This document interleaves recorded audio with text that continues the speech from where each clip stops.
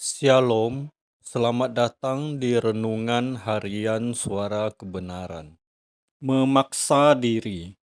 Pada umumnya, ketika kita hendak membeli suatu barang, maka kita akan memperhitungkan jumlah uang yang kita miliki.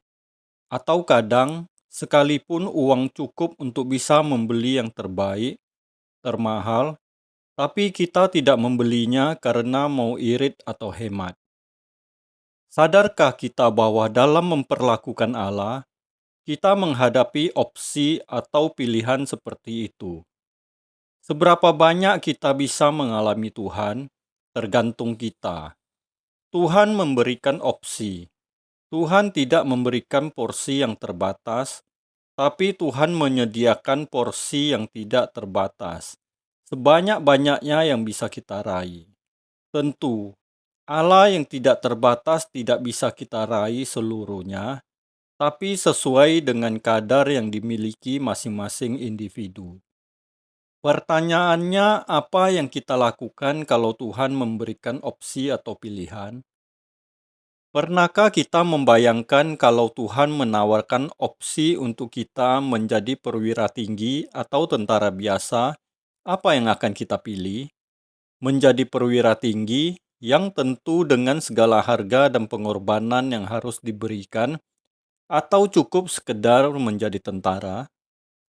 Bagaimana kita bisa memiliki keintiman dengan Allah yang maksimal, menjadi kekasih Tuhan yang benar-benar harmoni, dengan segala harga yang harus kita bayar? Yang terbaik yang bisa kita raih, pasti harganya tidak bisa kita bayar. Kita tidak akan mampu. Tapi kalau kita serius, Tuhan akan menolong kita membayarnya. Tuhan akan memberi kita kemampuan, seperti perumpamaan di Lukas 14 yang Tuhan ajarkan kepada kita. Kita menghitung anggarannya dan kita tahu kita tidak bisa menyelesaikannya, tapi kita bergantung kepada Tuhan yang memberi kemampuan untuk kita bisa menyelesaikannya. Jadi sekarang Tuhan masih memberikan kepada kita pilihan. Selagi kita masih memiliki jantung yang berdetak, nadi yang berdenyut, napas yang mengembang di paru-paru kita, Tuhan memberikan kita pilihan. Seberapa banyak porsi yang kita mau pilih? Mari kita memilih porsi sebanyak-banyaknya, porsi sebesar-besarnya, berapapun harganya kita bayar selagi kita masih punya kesempatan, dan kita yakin Tuhan akan menolong kita membayarnya. Kita akan sangat menyesal kalau kita menutup mata dan kita tidak berani mempertaruhkan hidup kita tanpa batas untuk itu. Ini benar-benar membutuhkan langkah yang gila-gilaan, langkah yang nekat, langkah yang berani. Di tengah-tengah dunia yang tidak peduli Tuhan, di mana seakan-akan tidak ada untungnya mencari Tuhan, seakan-akan sama saja mencari Tuhan dengan sungguh-sungguh dan yang tidak, namun kita memilih mencari Tuhan dengan sungguh-sungguh. Kita merem, menutup mata jasmani, supaya mata roh kita terbuka dan melihat Tuhan.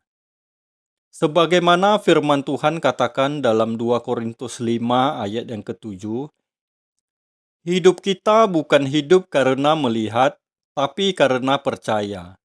Sampai apa yang kita percayai itu menjadi nyata di mata kita, sampai kita tidak akan bisa menjelaskan kepada orang lain, dan orang tidak akan bisa mengerti mengapa kita memilih yang tidak kelihatan.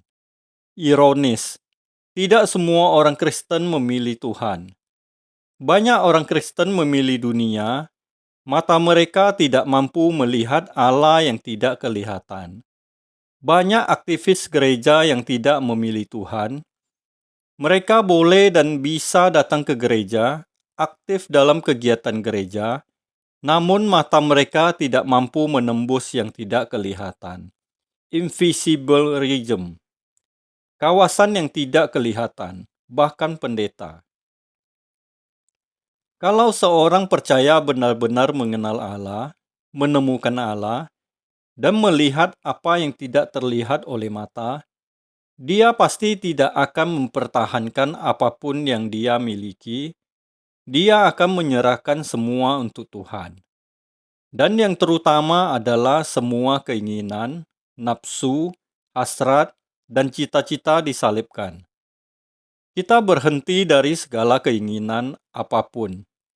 Itu yang Tuhan ajarkan sampai kita berkata, Tuhan, aku mau namaku tertulis di dalam hatimu, dan Engkau tinggal di dalamku. Kalau kita tidak mulai sekarang sungguh-sungguh, kita tidak akan sanggup. Ibarat hati atau sesuatu sudah banyak lubangnya, banyak bocornya, kita tidak sanggup mencintai Tuhan dengan utuh karena terlalu rusak komponen hati kita. Maka, sebelum kerusakan itu terjadi dalam hidup kita, sebelum parah dan tidak bisa diperbaiki sama sekali, kita harus membawanya kepada Tuhan. Kita harus memaksa diri untuk mencintai Tuhan, fokus kepada Tuhan, dan menjadikan Tuhan segalanya dalam hidup kita. Betapa luar biasa kalau kita punya hati sampai pecah untuk Tuhan. Benar-benar kita tidak tertarik lagi dengan dunia. Kita hanya mau berurusan dengan Tuhan, sambil menanti komando apa yang Allah kehendaki untuk kita lakukan. Ini adalah peperangan rohani. Ini adalah masalah kerajaan surga yang lebih besar dari masalah negara manapun. Ini adalah masalah kekekalan di mana melibatkan malaikat-malaikat, penghuni surga, dan Allah sendiri. Maka kesempatan yang luar biasa ini jangan kita sia-siakan. Mari kita memburu perkenanan Tuhan. Amin. Tuhan Yesus Kristus memberkati.